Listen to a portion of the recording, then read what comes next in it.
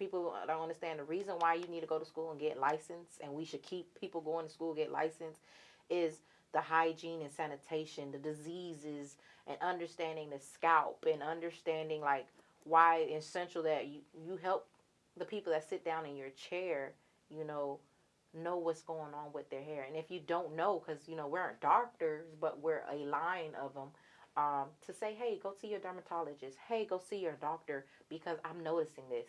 You built that rapport with that person that they trust you to come in their chair. You also are responsible to help them know, like, hey, you must not been drinking or plenty water, or something's different. Are you stress level? Is something happening? Like that. So cosmetology gave me the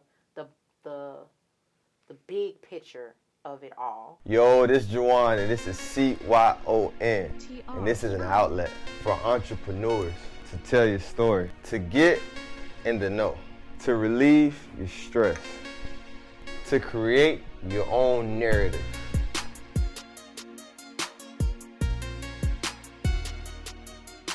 Yo, it's Create Your Own Narrative, man. CYON. We're here with another exclusive interview. I got Ken in the building. How you doing? I'm great. How are you? I'm great.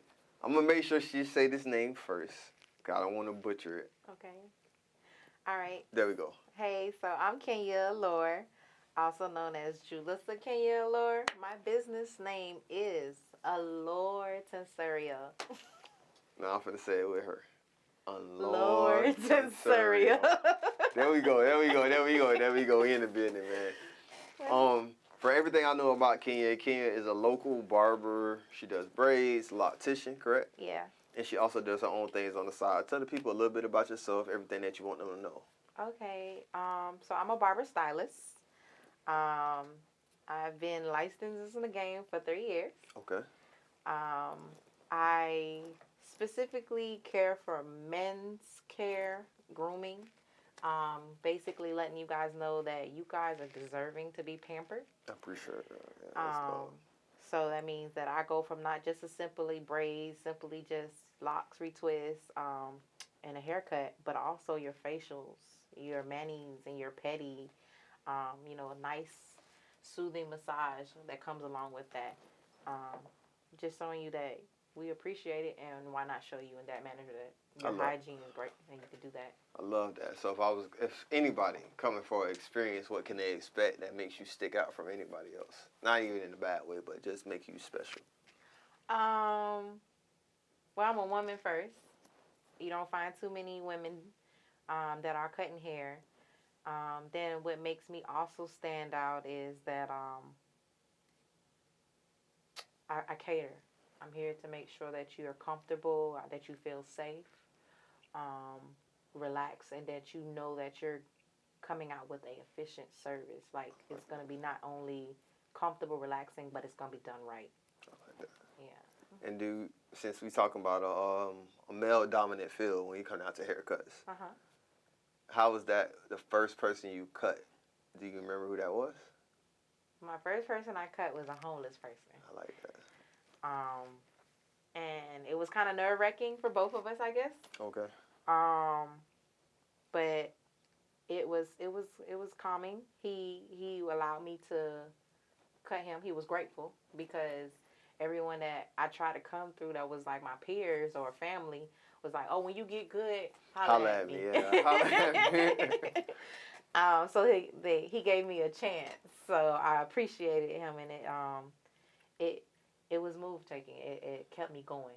Like, I like how his face lit up after that haircut. Okay. And how just like thank you, and the love for it. Yeah, it really. And what made you want to choose a homeless person per se? Nobody would have gave me a chance. It felt like, okay, I'm gonna get a good transformation, not only with the haircut from them, but like I said, afterwards, in their spirit, in their demeanor, and hearing their stories. Thanks. Yeah. So yeah, I was like, let me reach out on faith and give it a chance, and they gave me a chance, and here we both are. And you spoke on how important that catering to the man, catering to making him feel comfortable in your space. How important is that to your brand? It's essential. It's essential to my brand. I want not only the man to, be comfortable, be able that he can be he can trust me, and that this is a safe space for him.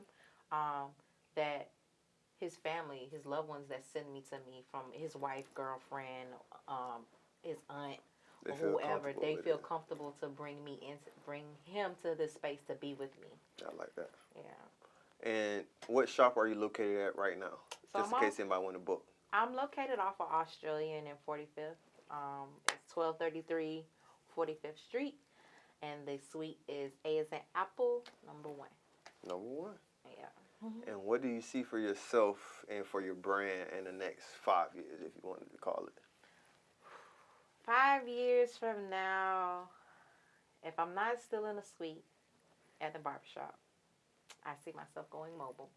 Okay. Yeah. Just basically like my own suite on wheels. I'll come to you, park right outside. And get right. Get right from the business office to the home, to the park, to the club. To the studio, right here. Right here. Right here, to the studio. And what made you want to take that route other than open up your own shop? Okay, so I am not your typical woman. I'm a Caribbean girl, and Caribbean girls, they say they like to work hard. So I'm barber by day, but trucker by night.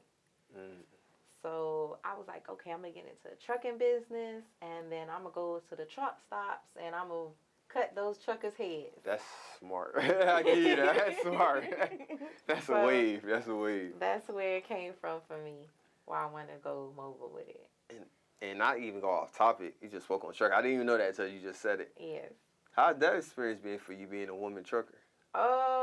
It's been scary. I ain't gonna lie. At first, I did all this because, I'm coming from a background where it was very strict. You do as I say, do what I say, and this is this and that. So I've lived my parents' life and what they wanted per se, up until I was like, I'm done. Let go of me, and here I am. And trucking gave me flexibility. Gave me the finances, and that's how I was able to easily transition into barbering as well as balancing both. So, I love that. So you started trucking first? I started barbering first. But, barbering in the beginning, when you're a newbie, you're not making no money. Nobody wants you. Yeah, I can believe that. You around here in the shop twiddling fingers like, oh, she cut hair, bro? You sure? I thought she do hair. She do braids. She do braids, but they don't know you do it all. That part. They don't want to take the risk of nah, she just do braids and locks. That's all. And I'm like, nah, I'm more than braids and locks. So. And what was your first chance of getting in the shop? Do you remember that? Oh my gosh. Big up to my boy Juwan. Juwan, I appreciate you. Juwan owns a shop in the flea market, and when he found out that I was cutting hair and I had my license, he was like, I got to open the chair, and I need you here tomorrow. And I'm like, but I ain't don't know. No, how you think you going to get in it? He was like, you got to get it. And to survive the flea market with all those ratchets and... You got to be strong. Yeah, strong characters and personalities. It definitely built that tough skin for me. And then after that, I left, and I hanged out with my Spanish crew. Okay. And it was crew of Spanish and black boys, and that was a great vibe. But the owner didn't really see me as a barber per se. He saw me as just a braider. Yeah. And I was like, I don't want to be in this box, so this no longer is a good fit for both of us. I love that. But then I rode upon another shop, and he had everything, and I was like, this seems like where I'm supposed to be at. That was your tribe. Yeah. That was your tribe. Yes, definitely. And is there any people in a city that you model, not even model, just look up to, that you love the game that they're doing, things that they're doing in the city when it comes down to a female barber aspect? So female barber aspect, there's a few of them. One of them you just recently interviewed. Facts. Her name is Crown by Savvy. Shout out to Savvy, man.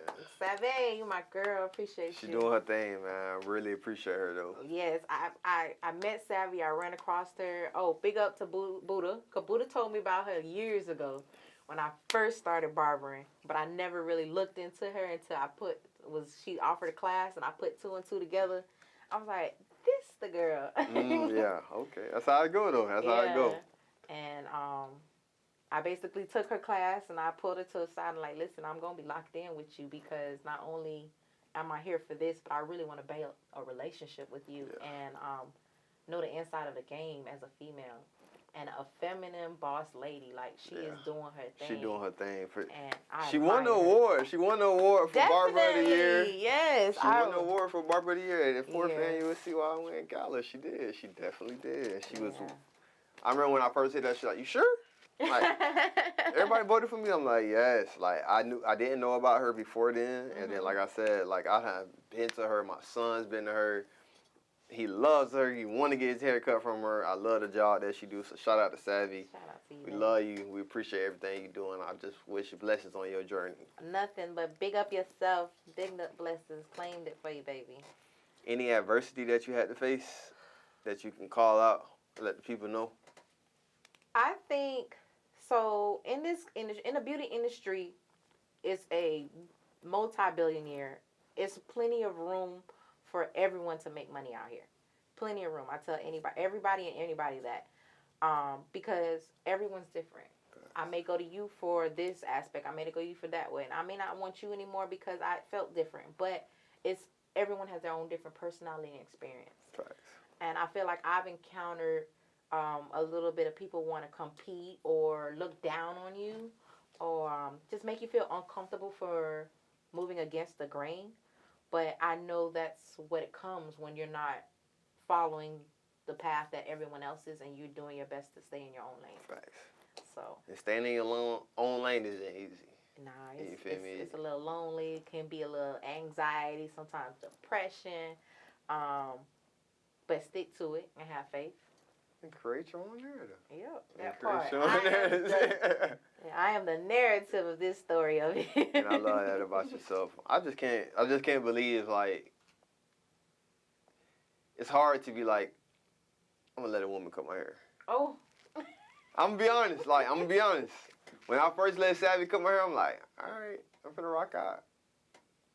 And she did her thing. Then I see you doing your thing also, like. Yeah. How does it feel when you overcome that doubt? And it's not even like being cocky, but no, because like I said, this is something that is a progress. You know, like the journey is enduring it, and I've watched myself go from asking all the barbers or just sitting back watching them, watching numerous of tutorials, watching big out to what's his name? Oh my gosh, he's an infamous barber. I can't think of his name right now, but watching him and just everything that's going on. And then finally clicking with what you're doing and seeing it, like just watching the haircut transform and you step back, look away and look at it again and be like, dang, I hit that blend nice. Yeah. Or, oh, I'm good with my shears. Yeah. Like, you know, yeah. Being confident in your craft. Mm-hmm. And just standing in that paint is big, you know, and hearing the people that in the background, then they turn around and be like, oh, you did that. Yeah, you did that. Yeah. That they can actually face up to it now and tell you. You won the Super Bowl. You won the Super Bowl. Yes. With everything that you got going on, you say trucking. Mm-hmm. You also cutting, getting the ladies and the men, right? Yeah. Ladies and men, right? Yeah. What do you do for yourself? What's your downtime? What's things that you do? And then you still say, are you in the medical field still? No, let it go. Good. I let it go. It's there. The license is still there, but I'm good right now. Good but right opportunity, now. I'm a hustler. I'm a bona fide hustler. So opportunity, the money, right? You gonna get it in. You gonna get it on. Being, because you hit it right on the head.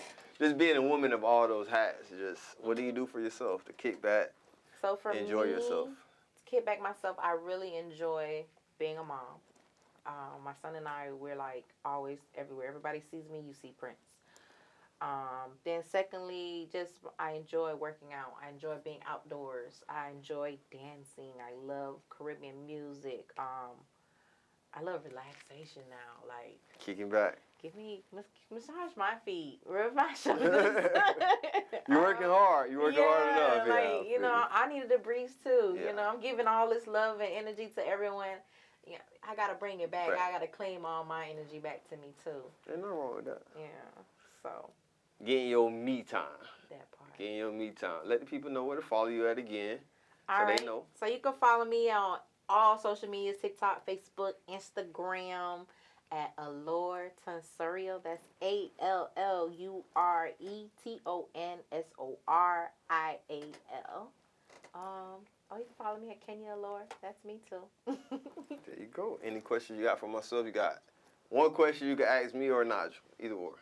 Well, let me say something. Let me chime in real quick. There we go. So you said outside of doing the barbering, you also do cosmetology too, right? Mm-hmm. So tell us about like when you got your licenses and like how school was and stuff like that. Okay, Good so that's a great question. The difference between barbering and cosmetology. Barbering to me is a little more easier.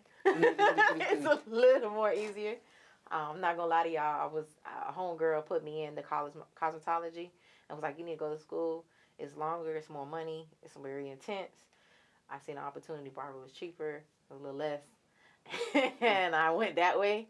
But it's such a broad from color to knowing more in depth about the hair itself or safety. Like people don't understand the reason why you need to go to school and get licensed, and we should keep people going to school get licensed is the hygiene and sanitation, the diseases, and understanding the scalp and understanding like why it's essential that you help the people that sit down in your chair, you know what's going on with their hair. And if you don't know, because we aren't doctors, but we're a line of them, to say, hey, go see your dermatologist, hey, go see your doctor, because I'm noticing this. You built that rapport with that person that they trust you to come in their chair. You also are responsible to help them know, like, hey, you must not been drinking or plenty of water, or something's different. Are you stress level? Is something happening? Like that. So cosmetology gave me the big picture of it all, and it entwined with having both of them. It was essential. It was a great. I was thankful for my teacher, that really encouraged me to do that. I love that. So like when you have people come in, you not only do haircuts, you do locks and braiding, but you also do like facials and different. What are the different cosmetology type services that you offer to people that come into your shop? So cosmetology opened me up into be able to do simple things like relaxers, but also like the old school things that people don't really think of natural hair, relaxers, presses, taking care of the hair per se, natural hair. That's why I do scalp treatments, understanding what is going on with your scalp, because that's also a sign of in your inner body expressing outwards, and it means your body's working, it's doing what it's supposed to do.